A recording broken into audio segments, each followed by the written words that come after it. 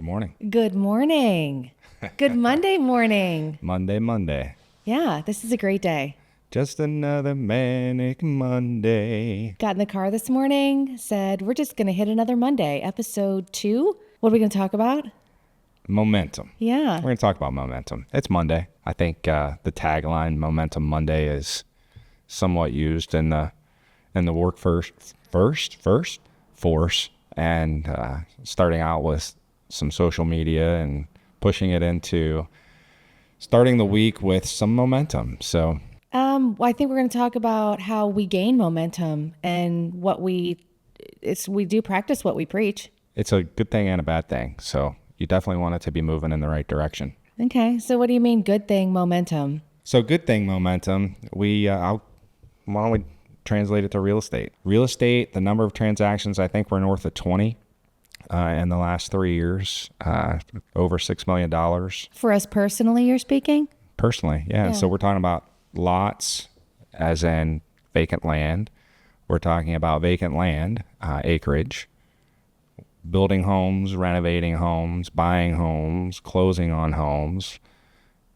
Knock on wood, we've got a equestrian facility that's closing today. So rather eclectic momentum. When you talk about that, you either can manage that momentum or it manages you.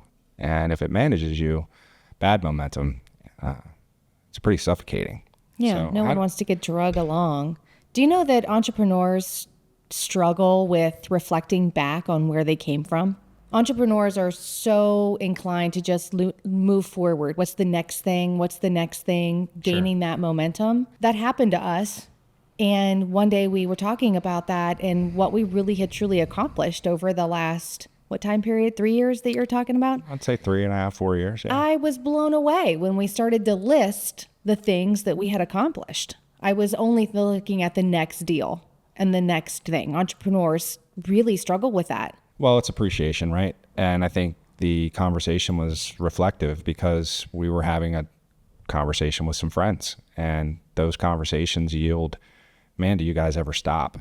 And in fact, How do you do what you do? I've heard that several times from our friends. I think a lot of that is collaboration. We surround ourselves, as we've continued to talk about, with the right types of people, the mindset. Although the sphere of people that we surround ourselves with is maybe smaller than it was many years ago, we've also improved with quality. Higher level discussions don't have to talk as much or as long. Imagine that for me. You? Whoa. So yeah, I think it's just a way for us to be able to convey to folks that momentum is a wonderful thing if you can manage it appropriately, you stay patient. We talk about that in private equity, actually. It's maybe my favorite of the three concepts. So you got to protect against investors' losses, which is, extremely important and number one. And then you got to maximize returns, number two. And you must build momentum. And through momentum, you create diversification. You can buy more properties. Because there's more properties, you're buying in more locations. You avoid seasonality issues from a short-term rental perspective. And you can create this spectrum that's broader. And all through momentum, it builds this web of not only opportunity, but safety. So Isn't that what all investors really, truly want, though? Protect against loss and maximize returns and build momentum. So I think they would want to protect against loss for sure. I mean, rule of investing number one is don't lose money, and then maybe invest in what you know. And so if you don't know it, study it and learn it and bring people around you that can help you facilitate. If you want to diversify or keep buying more of what you know, how do you buy more of what you want? How do you scale? How does a person go from a couple of rental properties almost as a hobby to transition into a career or want to quit a job? How do people, where would they start? Quit their job. Of course you would say that. Nothing's No, more they don't valuable just than quit time. their job. Right. Protects against losses. That's not going to work. How do you do it? There's an acronym that you use. Well, it's CCIP, right? Yep. So capital, credit, income, property. And you have to understand how to manage that both as you're going to purchase, as you're going to sell and exit, and as you're going to manage and control the properties or property that is in conversation. So capital, credit, income, and property. When you Many say people- capital, it's cash, Money. right? You're talking about money. Capital, yeah, capital investments. And credit, meaning your personal It credit? could be your personal. It could also be your business my credit. FICO score? Like a Dun & Bradstreet score, which is a business model score. It could be your FICO score. Yes, Okay. consumer credit, TransUnion, Equifax, and Experian. Then you look at your income, and it could be income personally. It could be a joint borrowing situation. It could be a partnership situation as a business. It could be property income or multiple properties producing income. So capital, credit, income, and property, CCIP, understanding the nuances of those categories and the diversification that comes into those categories. So capital, for example, could be your own money. It could be a grant. It could be a gift. It could be a combination of all three. It could be sales proceeds from another property. Those four examples are things that are just one category, and understanding how to have access to capital is a huge barrier to entry for people in the real estate field, investing platform. And not knowing how to access capital is terribly frustrating for many. It's frustrating for me, and I'm still learning every day. So to be able to bring people to the table, work with them, consult with them, allow them to then understand what the messaging is and go back and do their work, sit back down, if you will, figuratively speaking, and then move forward with how to put that capital to work. It's really invigorating to watch it happen. And that's something that you do with corporate consulting is, right, you meet with people and you help them understand where they are in the time and space, and then set a goal to get where they want to be, and then the pathway between. Because our friend Steve says, you don't know what you don't know. He says it all the time. A lot of people say that. And you don't. There's a lot of people out there that are stuck. They're either stuck in a job or they're stuck in a growth pattern where they cannot get to the next level. And I think that, to pat our back, we do that next level stuff really well. It's important to do that from a translative perspective. When you can translate things and then understand what that actually means, dumb it down into an analogy, let people relate to it, ergo translate, and then allow them to think about it, and then put that to work. So all of this being around momentum, and the sooner that you can understand access to capital, how it works. Just had a conversation on Friday, and the conversation was related to a single tenant property in south of Chicago, Illinois. And we're looking with the group right now that wants to take over this particular property and how it's going to cash flow and how it's going to debt service and all the things that go into that. It's an opportunity because the other side is not having good momentum. The sellers are having bad momentum. So the buyers are using that as an opportunity to launch into this opportunity, transact, and then scale, allowing this property to facilitate future growth. And translating that for them, and this is an experienced group. These are not, first-time investors dipping their toe in the water with a $6 million investment. So it's a really cool dynamic conversation that's been happening now for a few weeks. So you're saying someone else's loss is someone's gain? That's capitalism. Yeah. That's how it works. You want to talk a little bit about maybe an example of something that we did where we've really started to gain some momentum in the real estate world personally in our new office space in the building that we did? Why don't you talk about that? It is the creative building. It is creative. It is the creative building with a K, of course. So we were looking to have a space for our team. We had been looking for some commercial property locally and ran into a building that had been on the market for quite some time. And we had looked at being downtown versus just in the town. But this one's just on the outskirts. Well, it is downtown. It's just not in the shopping center Got it. of Salem. Sidewalk shopping, etc. Yeah. It's still downtown. It's a great space. And it was not pretty. Oh, it was very ugly. And it needed a lot of work. And so I think what a lot of people might do is look at that purchase price of, it was around $200,000, and looking at a big project, thinking that this property needs probably $100,000-ish in renovation. How does someone How do you buy the property and renovate it and make it a cash flowing asset, which is exactly what we did. And to be transparent, we sourced some money in a partnership from the sale of another property, right? We did. We used a 1031 exchange, like-kind exchange, and we sold an investment property, exchanged it, and purchased this property. And we used that money to put down We did. with a commercial loan at a local lender. And we also built in a renovation budget. Yeah, it was about $165,000, 167 to be exact. So do the people, they might not even know you can do that. In a commercial loan, you can build in renovation costs. You can do that in a residential loan. You can do it in a mixed use commercial loan. You can do it in a traditional commercial loan, meaning a standalone commercial loan. And this property is actually a mixed use commercial property. Its residential components are 2 units upstairs, which was 1 at the time. It was just a very large 1 unit apartment. Yeah. And the downstairs was very much in need of renovation. It was.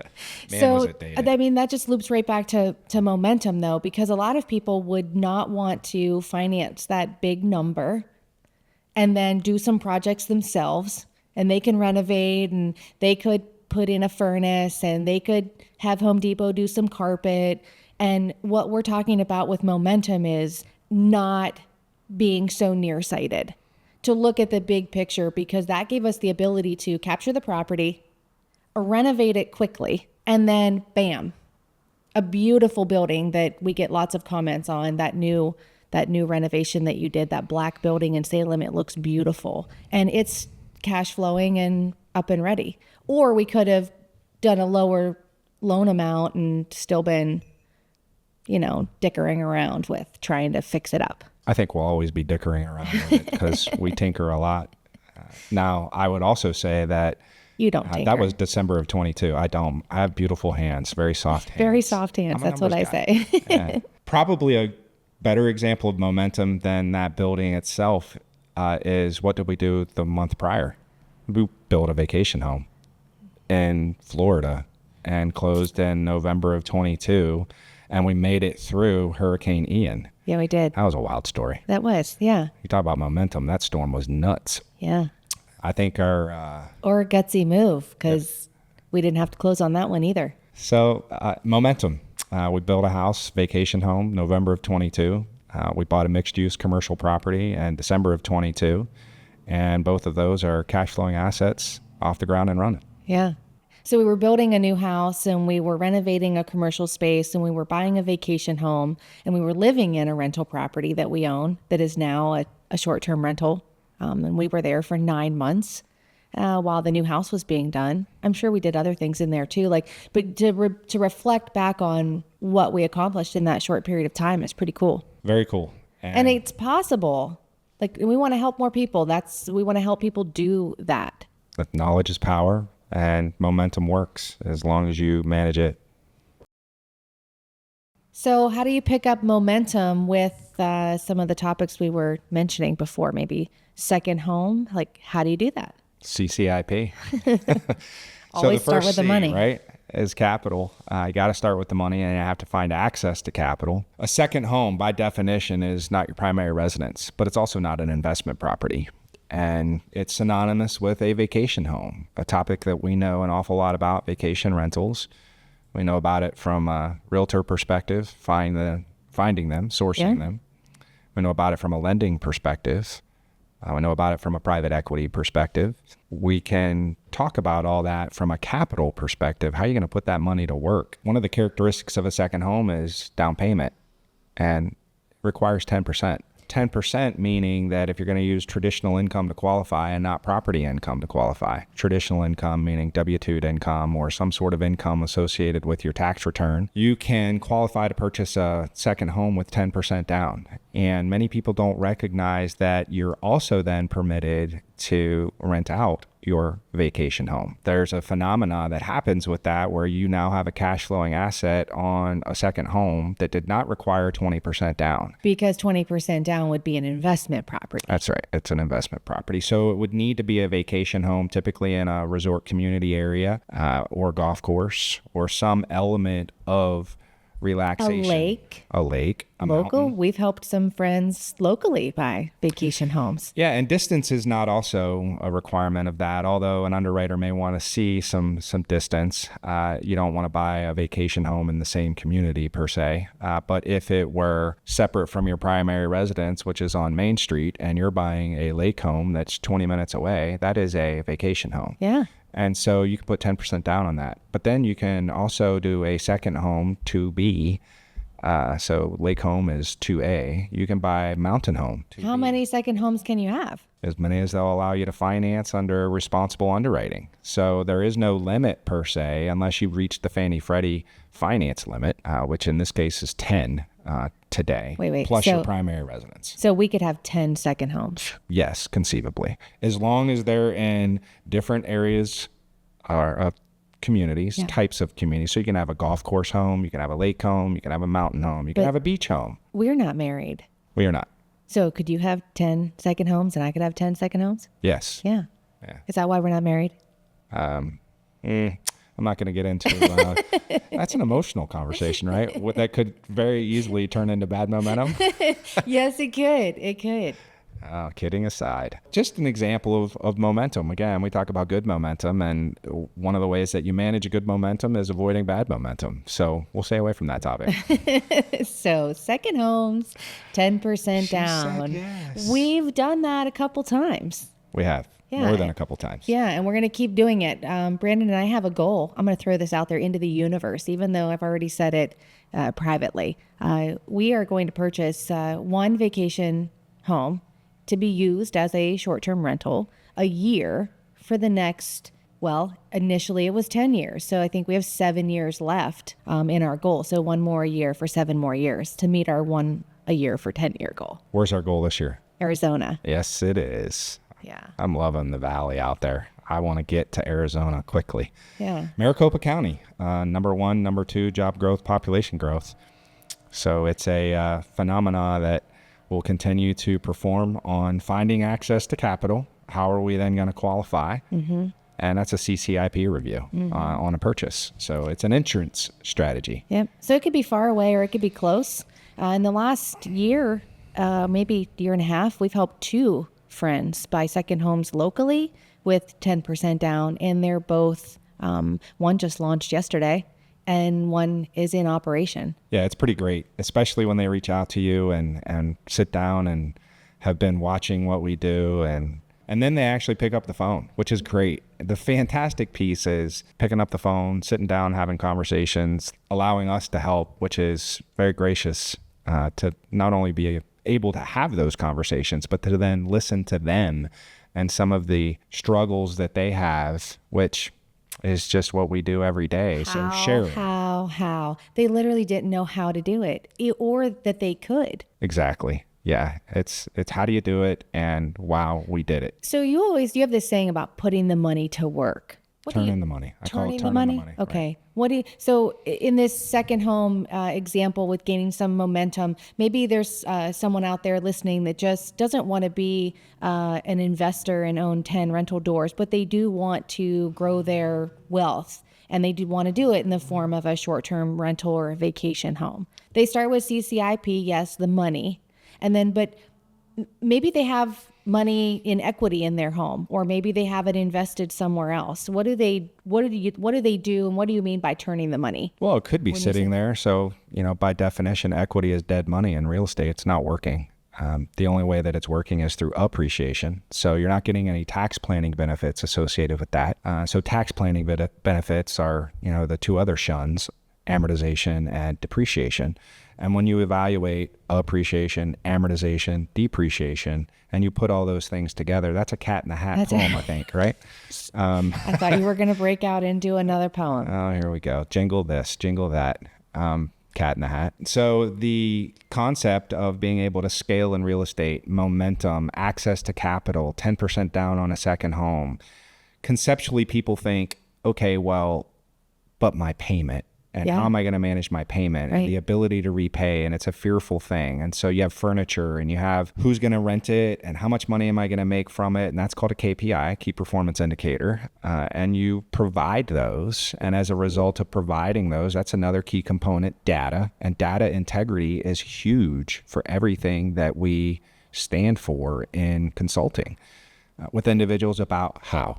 And it's not a do things quickly form of momentum. It's just consistently keep pressing forward.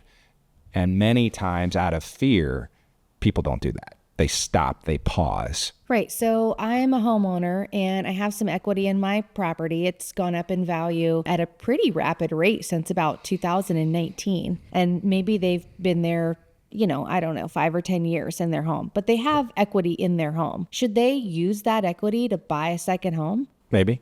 And then can you pull that equity out of your house somehow to use that to buy your second home and do your 10% down? You can sell it. You can run it through an exchange like we did. If it's not a primary residence. Well, if you don't want to sell it, no, it's a primary residence. This is their home. They don't want to sell it. Refinance, you can do what's called a cash out transaction. One of the barriers right now with cash out, however, is that the COVID phenomena kept interest rates suppressed for so long.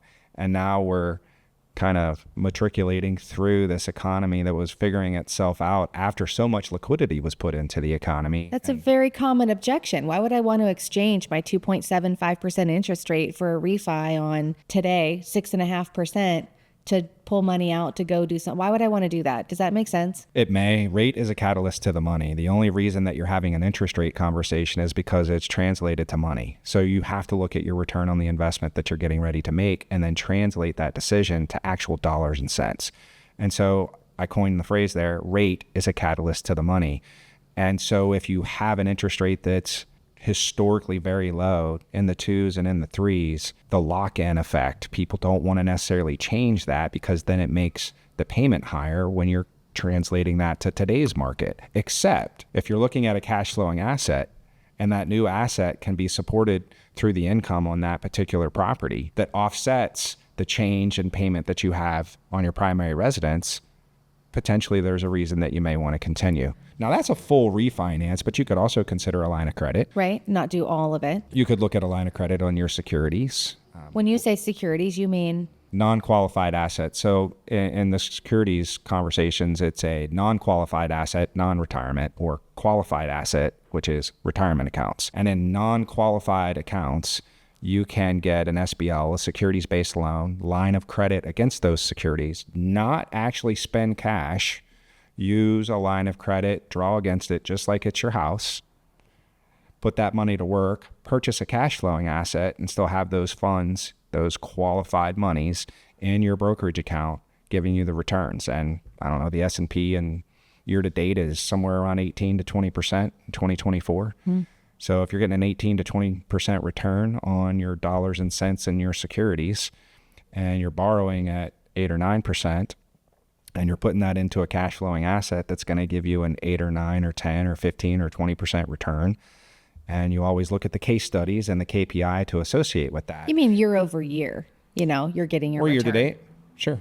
And then if you're buying in an area that appreciates in value, maybe more than where we are locally, then that's something to factor in as well. Because if you're in Northeast Ohio, our appreciation rate here is around 4% a year.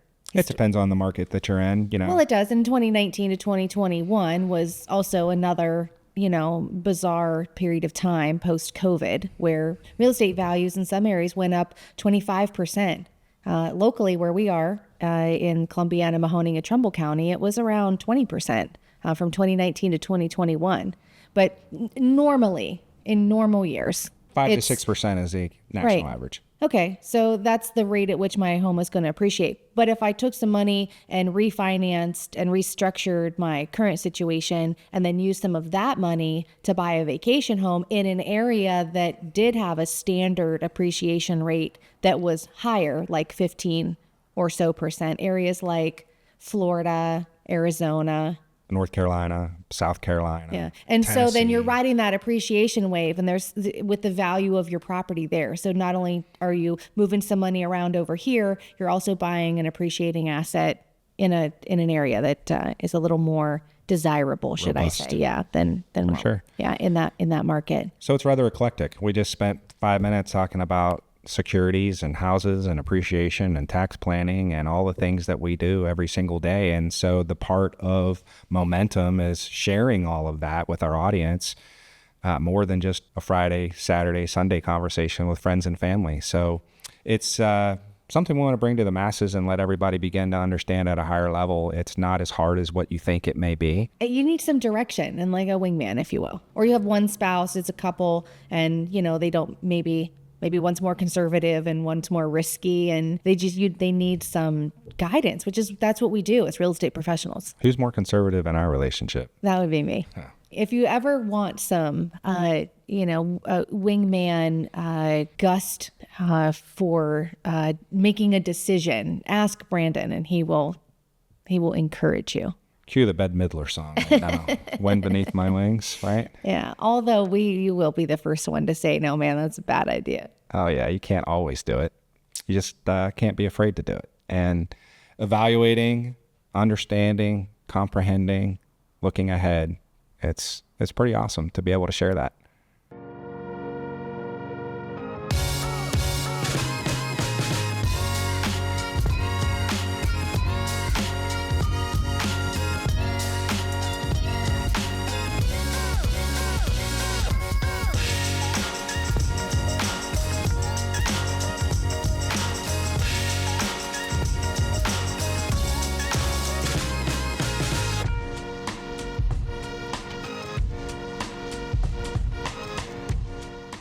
Do you close or do you not close?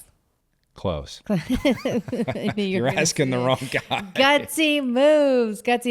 We want to highlight another conundrum, if you will. Hurricane Ian. That's it. We identified one of the short-term rental properties that we wanted to purchase in an area that we wanted to purchase that Brandon so kindly spent hours and hours researching. Where did we want to buy in Florida? And it started with narrowing down East Coast to West Coast. And we decided on West Coast, Gulf. And then where in the Gulf do you buy? And of course, we had a budget to work within. I mean, I know like instantly where I'd probably want to go. Oceanfront in Naples, maybe. But not within the budget. So we've got to be realistic. And Brandon researched where hurricanes and storms normally land. And he came upon Bonita Springs. Well, they don't normally land there. Well, but that's why we bought there, because it had been so long since it had been impacted, the Gulf Coast and that particular area, with a direct hit from a hurricane. So I said, why Bonita Springs, Brandon? Why? We've never traveled there before. Flip-flops in February. Why? Okay. That's where we identified the purchase, and we found an amazing little neighborhood that we loved for several reasons, not just location. It is also non-gated, non-HOA, which was the most important thing when we were looking for property. Very hard to do in South Florida. It is. So what's the statistic in Southwest Florida? I can't remember exactly, but it was around 12% are non-gated, non-HOA. So maybe 85% to 90% are gated or HOA communities. Yeah. And 10 to 15% are not. Mm-hmm. And then you have to find a place that you really want to build in that instance, or want to be. So there's a picture, maybe we can bring that up too and plop that in there, of the construction. And I was holding Quinn, our daughter. Wow. And then we were anticipating closing as soon as the construction was completed. And lo and behold, Hurricane Ian landed. It was bad news. Just north of our home in Fort Myers Beach and Captiva. And then our properties just to the south. And so what they didn't normally get was the floodwaters. They're used to hurricanes in Florida, but they were not accustomed to They had a hurricane party. Surge.